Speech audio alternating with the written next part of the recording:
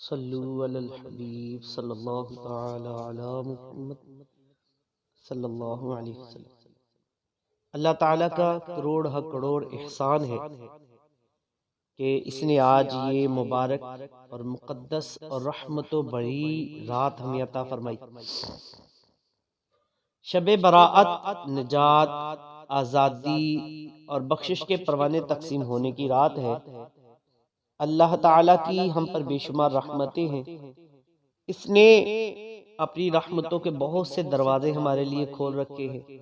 وہ رحمتوں کے دروازے کبھی تو شب قدر کی صورت میں ہیں جو کہ 1000 مہینوں سے بہتر ہے، کبھی نبی پاک صلی اللہ علیہ وسلم کی ولادت مبارکہ کی صورت میں ہے، در رحمت کھلتا ہے، اور یہ وہ رات جو شب قدر سے بھی فضیلت والی رات ہے۔ کبھی رحمتوں کے دروازے شب معراج کی صورت میں کھلتے ہیں، اور کبھی اولیاء کرام کے یوم وصال کی صورت میں، اور کبھی رحمت کے وہ دروازے شب براءت کی صورت میں کھول دیے جاتے ہیں، جس کی فضیلت اور شان حدیث پاک میں یوں بیان فرمائی گئی کہ جب شعبان کی 15ویں رات ہو تو رات کو عبادت کرو اور اس کے دن میں روزہ رکھو۔ سورج غروب ہونے کے وقت اس رات میں اللہ تعالیٰ آسمان دنیا کی طرف تجلی فرما کر یہ اعلان کرتا ہے کہ ہے کوئی مغفرت کا طالب کہ میں اس کو بخش دوں، ہے کوئی رزق طلب کرنے والا میں اس کو رزق دوں، ہے کوئی مصیبت میں مبتلا کہ میں اس کی مصیبت کو دور فرموں، اس کی مصیبت سے عافیت دوں، ہے کوئی تو یہ اعلان طلوع فجر تک ہوتا رہتا ہے۔ سنن ابن ماجہ کی حدیث پاک ہے۔ تو کتنے خوش نصیب ہیں وہ لوگ جو آج کی رات کو اللہ تعالیٰ کی عبادت اور بندگی اور تلاوت قرآن پاک میں گزارتے ہیں، اور رب تعالیٰ کے اعلان پر اس سے ساری رات رزق، مغفرت اور عافیت کا سوال کرتے ہیں، اور اللہ تعالیٰ اپنے فضل اور کرم سے ان کی مرادیں پوری فرماتا ہے اور انہیں بخشش کے پروانے عطا فرماتا ہے۔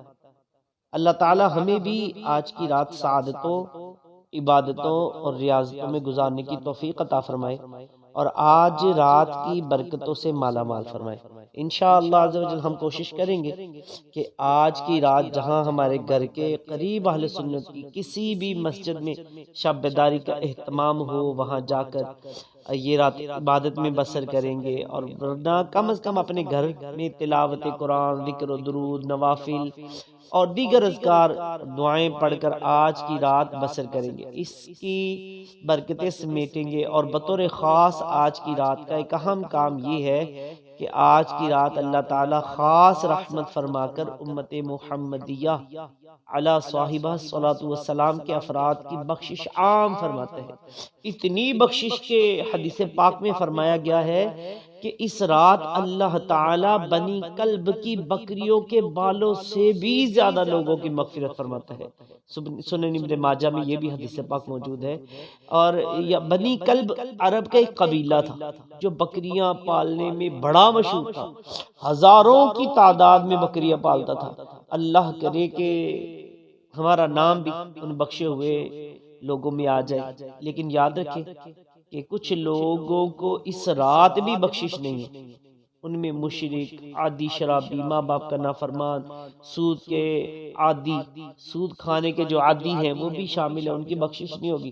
یوں ہی اپنے دل میں کسی مسلمان کے بارے میں دشمنی، کینہ اور بغض رکھنے والوں کی بھی بخشش نہیں ہوتی، بلکہ اللہ تعالیٰ انہیں ان کے حال پر چھوڑ دیتا ہے۔ لہذا اگر ہمارے دلوں میں کسی مسلمان کا کینہ اور منفی جذبات ہے تو اپنے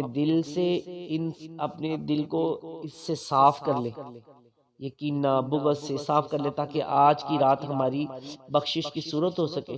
اور یاد رکھیے دل کا کینہ اور عداوت سے صاف ہونا نبی پاک صلی اللہ علیہ وسلم کی بڑی پیاری سنت ہے۔